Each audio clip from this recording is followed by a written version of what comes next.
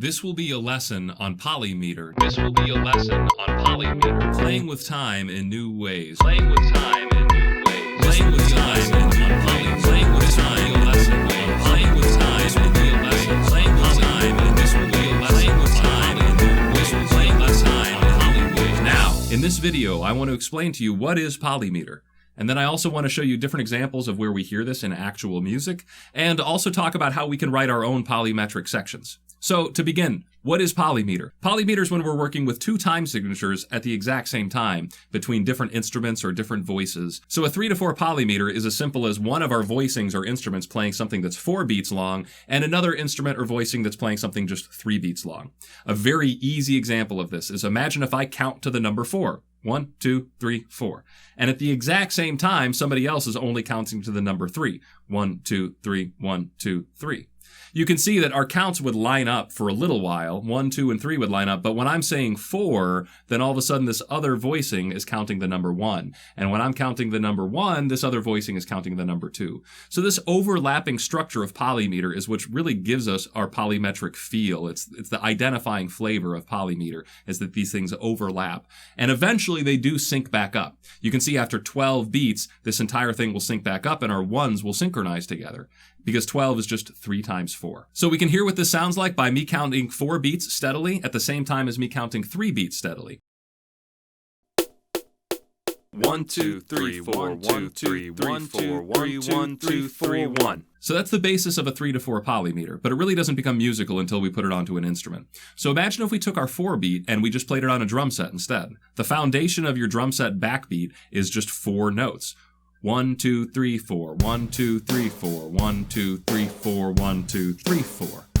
And imagine if I had my drums doing that, and on top of that, I had some strings doing something that was only 3 beats long, like 1 and 2, 3, 1 and 2, 3, 1 and 2, 3, 1 and 2, 3, 1 and 2, 3. Well, then I've got Kashmir by Led Zeppelin.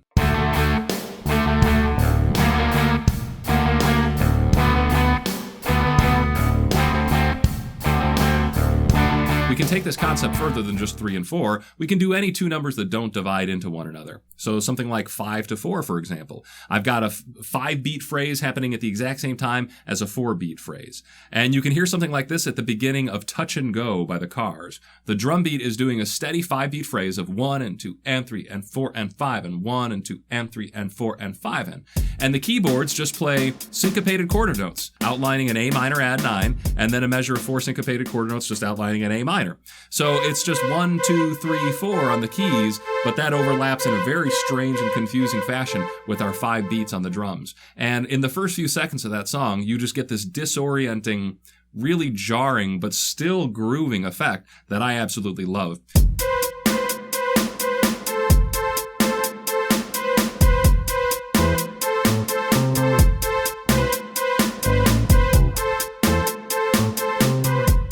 Now, you don't have to just write entire sections with polymeter. You can use polymeter sparingly as just a device to add interest to maybe a melodic line or even some improvisation. One of the things I like to do as a guitar player is I'll like to take like 5-beat phrases or 7-beat phrases and just kind of hang out on those, even if I'm in 4/4 or if I'm in 6/8 or something common like that.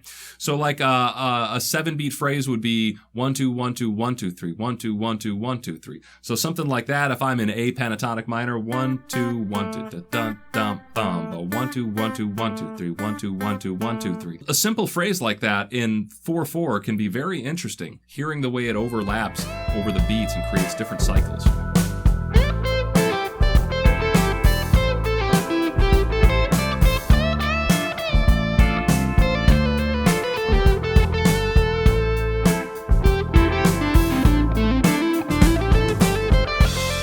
Also, as a lead player, you can do some really weird things if you start phrasing things polymetrically instead. For example, 16th note triplets are 6 notes per beat. So guitar players especially, and even piano players, will have a tendency to do 6-note phrases that take up a full beat. Something like 1, 2, 3, 4. That's 6 notes per beat.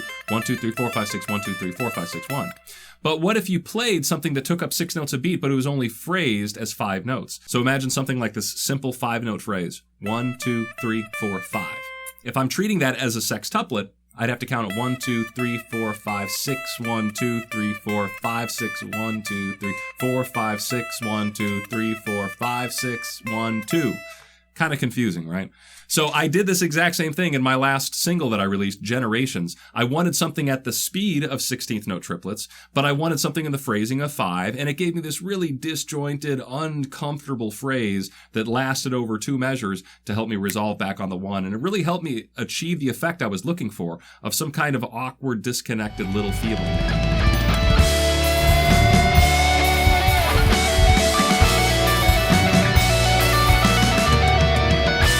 One of my favorite things to do with Polymeter is to write metal with it. There's a band called Meshuggah who writes like exclusively polymetric and polyrhythmic metal.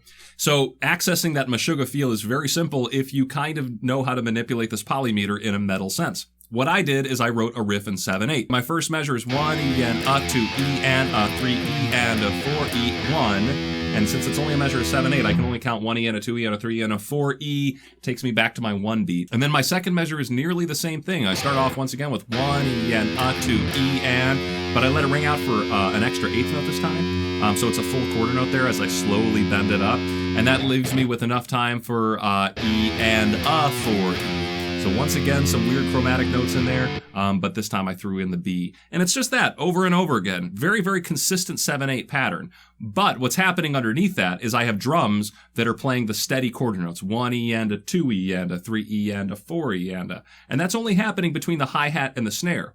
So my drums are outlining a clear 4 beat, or an 8 beat if you want to think of it that way, as having these hi-hats and the snares consistent. But the kick drum on the drum set will be outlining the exact rhythmic pattern you're hearing here. 1 E and a 3 E and a 4 E, 1 E and E and a 4 E, 1 E and E. And that's what's happening on the drums. All right. So we've got a lot of reinforcement for my weird 7/8 pattern, but you're going to have the disambiguity of the 4/4 on the drums. Then later on, I threw in a very simple, like 5 quarter note keypad on top of it just to make things weird, so more atonal, diminished minor third harmonies, and I got something pretty brutalicious by mixing it all together.